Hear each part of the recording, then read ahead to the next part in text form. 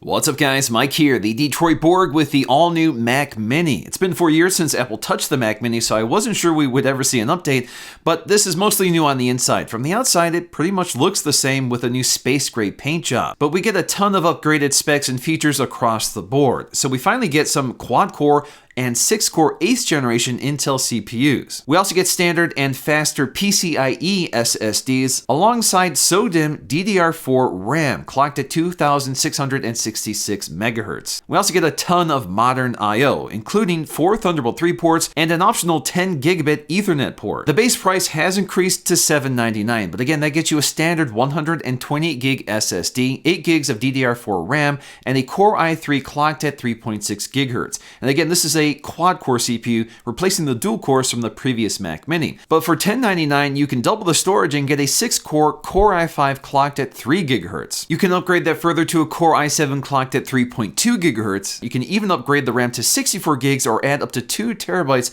of SSD storage. The 10 gigabit Ethernet port is another $100 option, so if you really want to max out the price, you can spend up to $4199 on the Mac Mini. That's quite a price spread. So the one I have here is the baseline configuration, the cheapest one you can get. So I was really curious to see how much Mac you can get for $799. There's only 2 accessories that come inside the box with the Mac Mini. So of course we get some paperwork which highlights its ports and major features. And indeed, it's kind of hard to miss that display they're depicting on the artwork. That actually looks quite nice. Hopefully we'll actually see something like that from Apple. The other accessory is a new black power cable. Previously, this was white to match silver. But once again, the Mac Mini has a built-in power supply, which has been redesigned for the new generation. Otherwise, like all Mac Minis, you have to supply your own keyboard, mouse, and display. The external dimensions of the Mac Mini haven't changed at all. It's still 7.7 inches square and 1.4 inches tall. The bottom plate is surrounded by intake air vents, which you can't really see. But that bottom plate also acts as a pedestal, which keeps the Mac Mini raised off a surface so it can breathe. On the top is a black inset Apple logo, which is also radio transparent, so the antennas can work through this shell. Speaking of antennas, there's a lot of them in the Mac Mini, and one of them is a new Bluetooth 5.0 antenna. There are a few design tweaks from the previous generation. So for example, the infrared sensor has been eliminated with a new one, and the LED light has been moved down. Unfortunately, that's quite disappointing for people who use a Mac Mini in their home theater setup, but that infrared sensor also dates back to an old piece of Mac software called Front Row, which has been long gone. Also, if you look at the Mac Mini logo on the pedestal, you'll see that the font has changed to San Francisco to match all of the other Macs. The good news with this generation is that it's a little more user upgradable, although it's not that easy to get into it. So for example, we have standard SODIMM RAM, which means you can remove it. The only problem is you have to disassemble the entire computer to get to it. Previously, the RAM used to be soldered to the motherboard and couldn't be changed out. The biggest visual change really is along the backside, and you can see just how much different the internal structure of the Mac Mini is just by looking at the vents. So you can see a much larger exhaust vent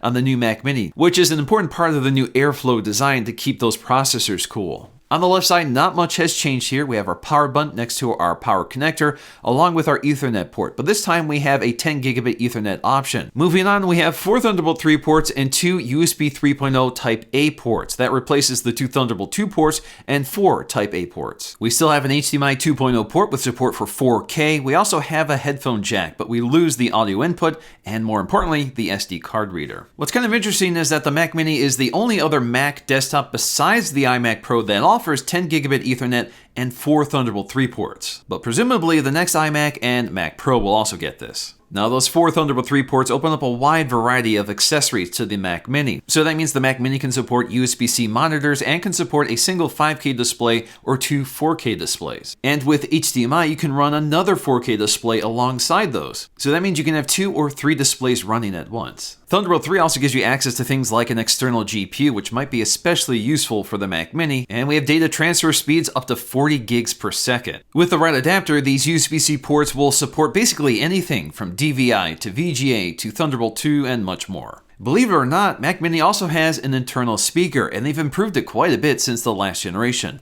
It's quite a bit bigger than it was, and the sound is surprisingly clear, although it's still not something you probably want to listen to all the time. iPad Pros for 2018.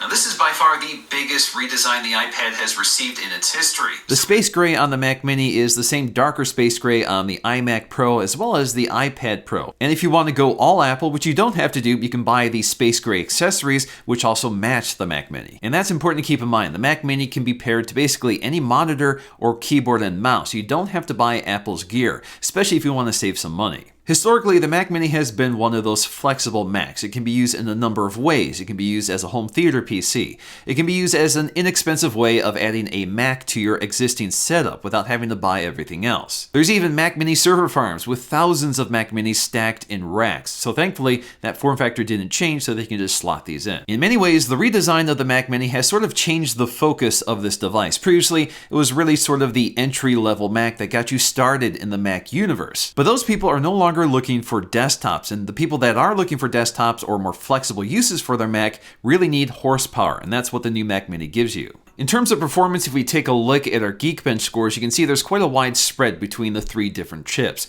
i3, i5, and i7. Now, these are really impressive numbers, especially the i5 and the i7. The i7 is the second highest single-core score among all of Apple's Mac products. In terms of multi-core score, the Mac Mini ranks 6th, just between two Mac Pros, so that's pretty amazing. So technically, that means you could get one of Apple's most powerful computers for only $12.99, as long as you don't add additional RAM or storage. Comparing this to the old Mac Mini, you can see that the i3 still completely destroys the i5 and the i7 from 2014. Now, despite all of this CPU performance, the Mac Mini has one big Achilles heel, and that's graphics. So the Mini only has an integrated UHD 630 GPU from Intel. In terms of how that benchmarks in Cinebench, I'm only getting about 35 frames per second in OpenGL. And in Unigine Valley, it's basically a slideshow no matter what setting you pick. So at best, you can do 10 frames per second at the lowest setting, but the medium default settings gets me to about 6.6 frames per second. Either way, this is not a gaming computer. Unfortunately, this affects more than just gaming. So for example, any 3D accelerated apps that require the GPU for rendering, such as video editing apps, will be at a disadvantage on the Mac Mini. Now for my needs, I actually found this Mac Mini more than adequate. It's just a little slow in terms of rendering and background processing, so it takes more time for those projects to export. But generally speaking, playback and editing in 4K is quite smooth. So I can't really ask for better at this price point. But thanks to Thunderbolt 3, there is a way around the graphics situation on the Mac Mini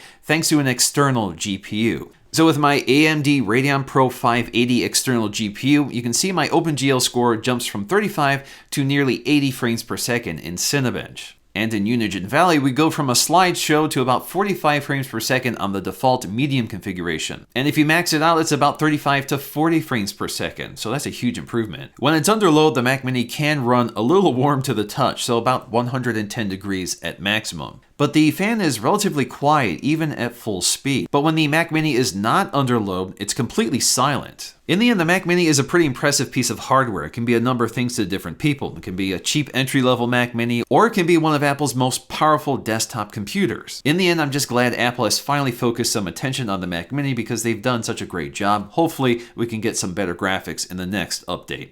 Alright guys, hope you enjoyed this look at the Mac Mini. If you did, please let me know with a like, and I'll see you again in my next video.